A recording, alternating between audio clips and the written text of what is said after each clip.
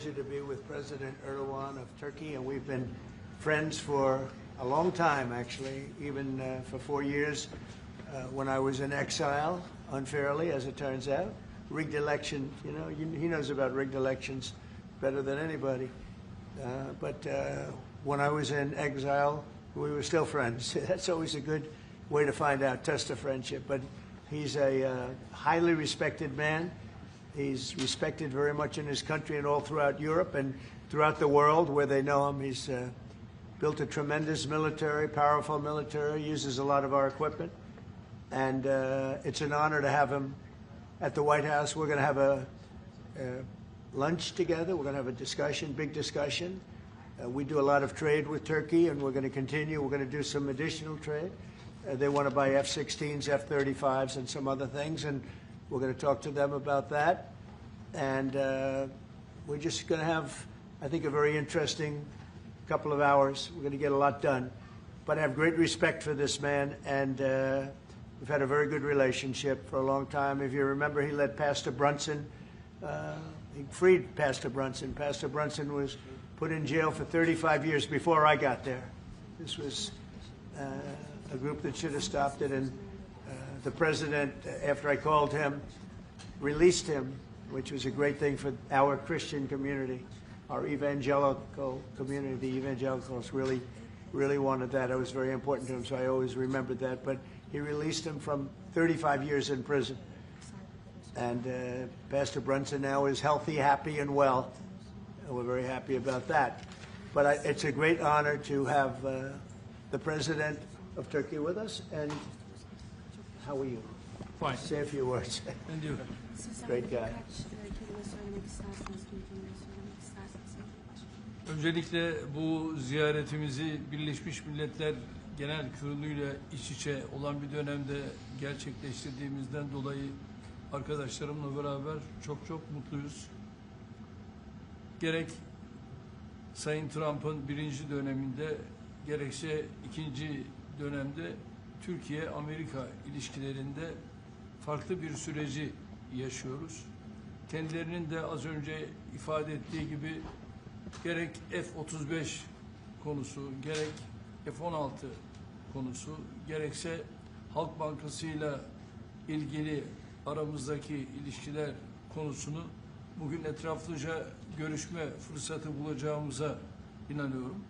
Heybeliada okuluyla ilgili ise orada üzerimize ne düşerse biz onu zaten yapmaya hazırız.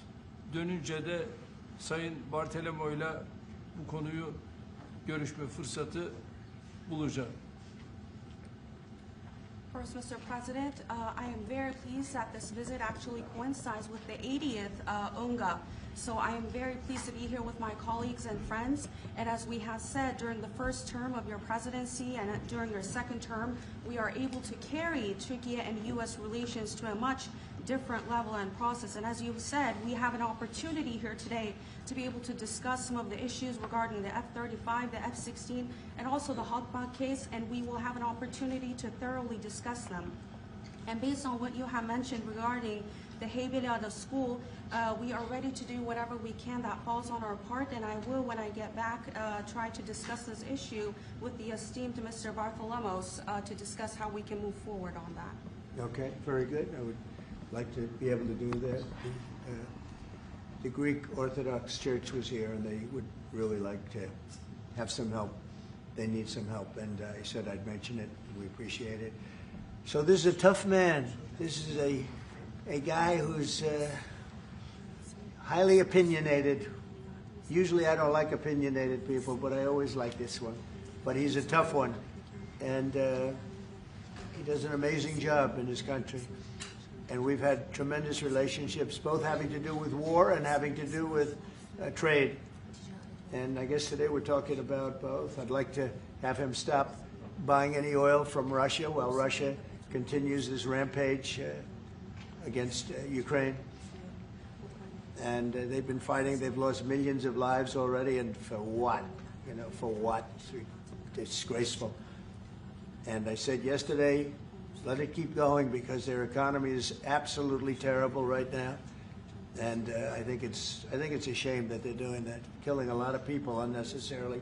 7,818 people were killed last week, mostly military people, their people, and Ukrainians. More Russians, actually, than Ukraine, a little bit more.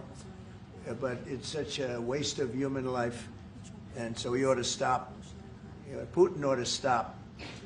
And with that, we'll get to a little bit of a discussion. We're going to make some great trade deals for both countries. We do a lot of business with Turkey. They build great products. They build beautiful, great products, really fantastic manufacturers. And we buy a lot from them, and they buy a lot from us.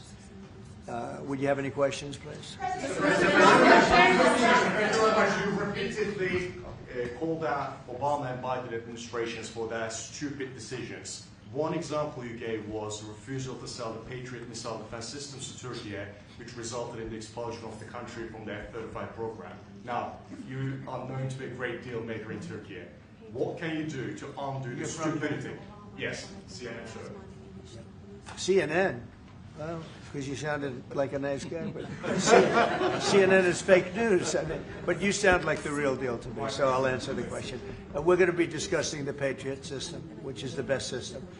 We'll discuss that. We're going to discuss the F-35. We'll be discussing all of the things that you know about and that some of that you mentioned. And I think he'll be successful with buying the things he'd like to buy. What concrete steps can you take? Well, we'll have to see. We haven't even started yet. But I know he wants the F-35, and he's wanted that, and we're talking about that very seriously. And the F-16, we're in great shape. Certain other things he needed, as you know, and I'm going to see to it that we get that to him. He needs certain things, and we need certain things. And we're going to come to a conclusion. You'll know by the end of the day. Go ahead, please. Mr. President, how about factories, Mr. President? Sayın Cumhurbaşkanı, siz Başkan Trump'ın ne kadar barış için çabalar gösterdiğini daha önce de söylemiş bir cumhurbaşkanısınız. Ve siz de bölgede birçok ülkeyle, birçok liderle görüşmeler, kontaklar kurabiliyorsunuz. Bu konuda birlikte nasıl çalışabilirsiniz gelecekte? Buna inandığım için zaten bunları söylüyorum. Birlikte el ele bölgedeki bu sıkıntıları aşacağımıza da inanıyorum. Mr. President, on tariffs, Mr. President. When are you planning Because to I haven't learned this language yet. What did he say? The gentleman was asking, Mr. President, you have referred to President Trump's peace efforts, and you have also contact with many leaders in the region. And what do you think that you can do about this? And Mr. President has said that, yes, I believe in the peace efforts that President Trump is leading, and together we will be able to overcome the challenges in the region. I think it's true. He's got tremendous influence in the region. Yeah, please. Mr. President, when are you planning to lift CAATSA sanctions against Turkey? Against sanctions against Turkey? CAATSA. Could be very soon. Mr. If we have a President, good meeting, almost immediately. President Erdogan is removing tariffs on U.S. goods, and what impact it would be in U.S. production? Where are you from? Turkey. I see. We have a lot of people from Turkey here. That's We are good. Because I like the resident questions here. very much, actually. They're very nice questions. We'll see about tariffs. We're going to be talking about tariffs. We already removed them. Well, we're going to be talking about that. Sanctions on Russia, even if not all NATO countries stop purchasing Russian oil? We're going to be seeing about that. The NATO countries were disappointing in that regard, but they've been very amazing in other ways. They did, as you know, they went from 2% to 5% GDP, and that's a big step, and it's paid. I mean, they have the money there. And we're selling a tremendous amount of military equipment to NATO. We're selling. We're not giving like Biden did. We're selling it to NATO, and it's a lot. They're buying a lot, and I assume they're giving it to Ukraine. They could buy it for other reasons too, but I assume they're giving most of it to Ukraine. But they're buying highly sophisticated weaponry, and they're paying for it full price. And that's how we're involved. Biden gave $350 billion. Look, this war would have never started if I were president. If I were president, this war would never be happened. Would have never happened. Yeah. Mr. President, I would like to ask about Gaza. Are you on the same page, Mr. Erdogan, for Palestine, Israel? Well, I don't know his stance. I can't tell you about that. I just say that We want to get Gaza over with. I had a great meeting with the leaders of that area, of that region, generally speaking, the Middle East. We had a great meeting the other day at UNGA, as you know, and I think we're close to getting some kind of a deal done. Yeah, we want to get the hostages back. I have to get the hostages back. We're the ones that got the hostages, all of them that we have now. But it looks like there are 20 living hostages and probably 38 or so dead hostages. Pretty sad. And the parents of those dead souls, those dead, mostly men, boys, in many cases like literally boys, they want those bodies back so badly, as much as though they were alive. And so we had a very good meeting with the representatives of the most powerful countries in the Middle East, and I think we're going to be close to a deal. Any solution? Mr. President. Mr. President, we've noticed that in the Ukrainian war and during the Israeli-Iran war, the airspace of the NATO countries is very fragile, and it needs to be stronger. And in that sense, Turkey being the second largest army in NATO, it needs to support its air force and air defense. How do you look at this issue in general as a NATO? Well, we support them. I It's mean, we're, the eastern flank of yeah, we're in NATO, and you know, they're paying now 5% of GDP. Nobody thought that was possible, and they agreed to that 6 months ago when I was there. And the relationship is very good. The NATO countries, with us, is the strongest it's ever been. We used to complain that they're paying 2%, but they're not paying. The United States was paying almost everything. And now they're paying 5%, and they paid. And that's trillions of dollars. You know, we're talking about trillions of dollars.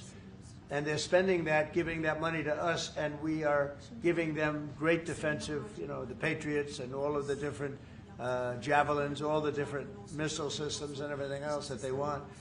But it's, you know, it's trillions of dollars. So we appreciate that they did that. So they went from 2% to 5% of GDP, and that was something that nobody even would bring up. Biden should have brought it up a long time ago, because under Biden, we paid $350 billion, and all it did is make things worse. So we'll see how it goes. F-35s to Turkey, fighter jets, F-35s. Yeah, we're talking about the fighter jets for Turkey. Yes, we are.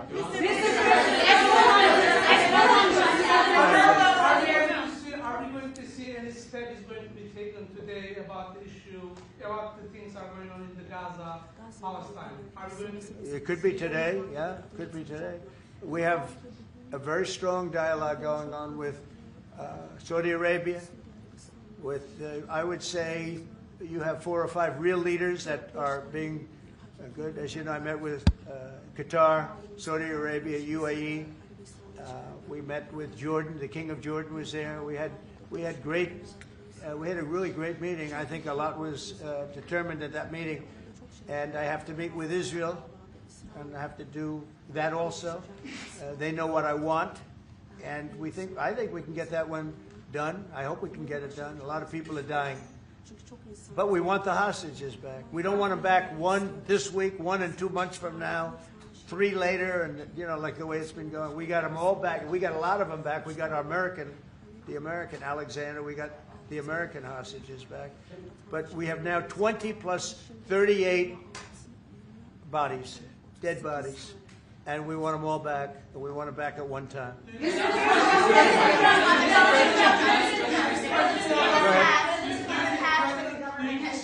President Erdogan will help to release the hostages? Do I think what? Do you think President Erdogan will help to release the hostages? I don't know if he'll help in that. I don't really think we have. I don't think it'll be necessary in this case. I think we're going to be in a pretty good position. There are a lot of people that want that done. I met with great leaders. Look, you saw the people that were there, and great leaders. Egypt was also represented. We met with the leaders of that part of the world, and they want to see if they can get something done. And I'm going to have to tell Israel, let's go. We want to get the hostages back. Everybody wants to see that war over with, by the way. Everybody. So we're going to see what happens. Mr. President.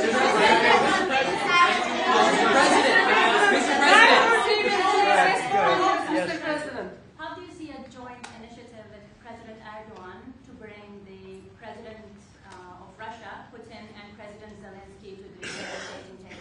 Well, I can tell you that President Erdogan is very respected by both of them. Everybody respects Erdogan. They really respect Erdogan. I do. And I think he could have a big influence if he wants to. Right now, he's very neutral. He likes being neutral. So do I like being neutral. But he's somebody that if he got involved, the best thing he could do is not buy oil and gas from Russia. If he did that, that would be probably the best thing. He knows Putin like I know Putin. I thought Putin, I settled, as you know, 7 wars, and it's probably more than that if you really want to know the real facts, but 7 wars, and I thought this would be among the easier ones to settle. But I'm very disappointed in Putin. And he's been fighting hard, he's been fighting long, and they lost millions, they lost like 1 million soldiers. And you know, with all of the heavy bombardment over the last 2 weeks, they've gained almost no land. Think of that. They've gained almost no land. And I'm not going to ever call anybody a paper tiger, but Russia spent millions and millions of dollars in bombs, missiles, ammunition, and lives, their lives. And they've gained virtually no land. I think it's time to stop. I really do. Mr. President. A few months ago, you met with Aliyev and Pashinyan. Can you follow up? So where? You met with Aliyev and Pashinyan, Azerbaijan President Aliyev and Pashinyan. Can you follow up on what you want to say about current process? No, I can't. I like this guy. I like him. He's from CNN. Fake news, the worst fake news, but I like him. So it's CNN Turkey. I'll get Brian. Go. Syria has been a major issue between the two countries for the past decade. And you said the future of Syria is in Erdogan's hands back in, I think, December and January. And the countries are in the process of integrating regional fractures into the main government. When do you want to see that happen? Well, I think President Erdogan is the one responsible for Syria, for the successful fight in ridding Syria of its past leader. And I think this man is responsible. He doesn't take the responsibility, but it's actually a great achievement. They've been trying to do it for 2,000 years. I said, he does it. He did it. I mean, they're your surrogates. I think you should take the credit for it. I told him, take the credit. For 2,000 years, you've been trying to take over Syria. He took over Syria, and he doesn't want to take the credit. You know, all of those people are his surrogates. But the leader of Syria, the new leader, as you know, I took sanctions off in order to let them breathe, because the sanctions were very strong. But I think we should have a major announcement today. He was responsible for that victory. It was a victory for Turkey, because they've been fighting, as you know, for like 1,000 years. And it never went, you know, it was back and forth, but he's responsible for that. So he would have a lot to say with respect to Syria. But at his request, I took, and the request also of the King of Saudi Arabia, it's very interesting, and Qatar, they said if you could take the sanctions. We had very strong sanctions.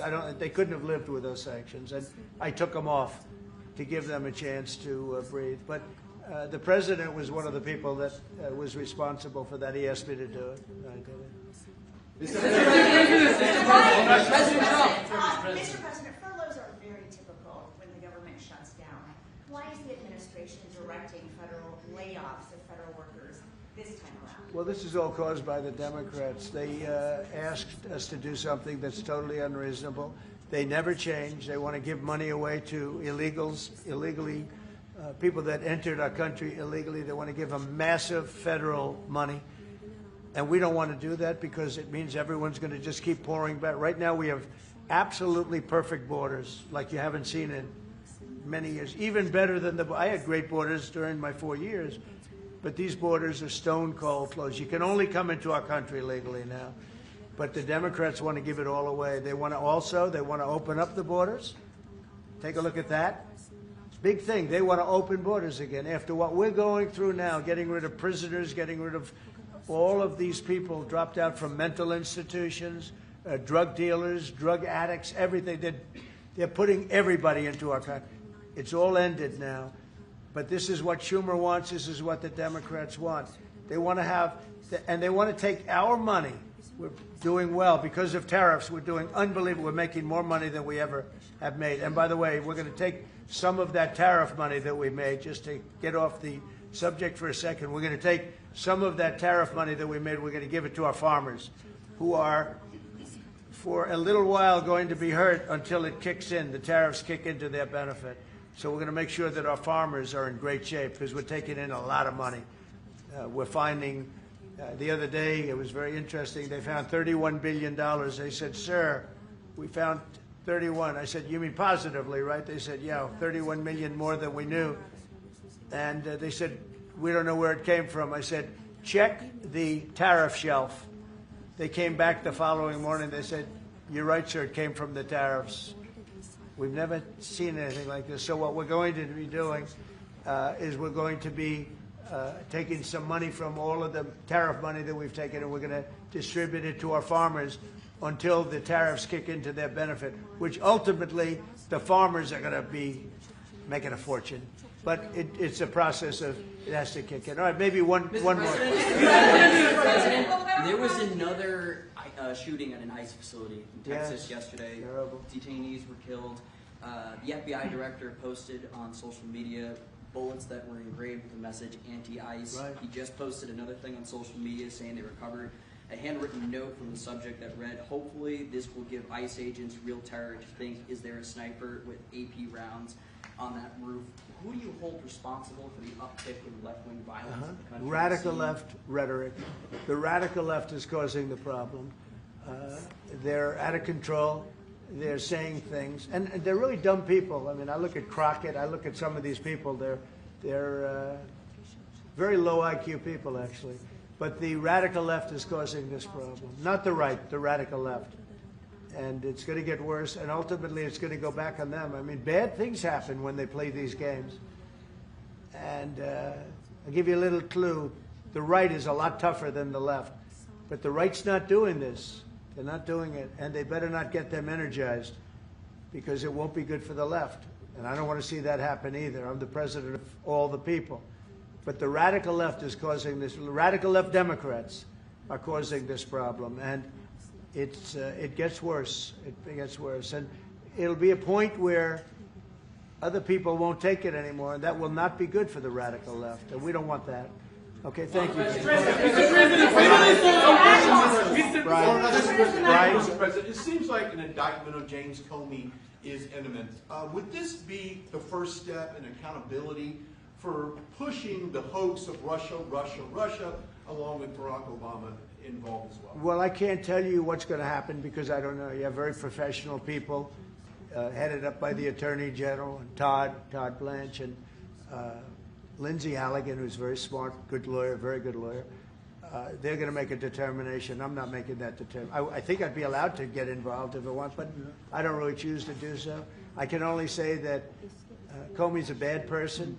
He's a sick person. I think he's a sick guy, actually. He did terrible things at the FBI. And but I don't know. I have no idea what's going to happen. Thank you very much, everyone. Erdogan, can you ask Erdogan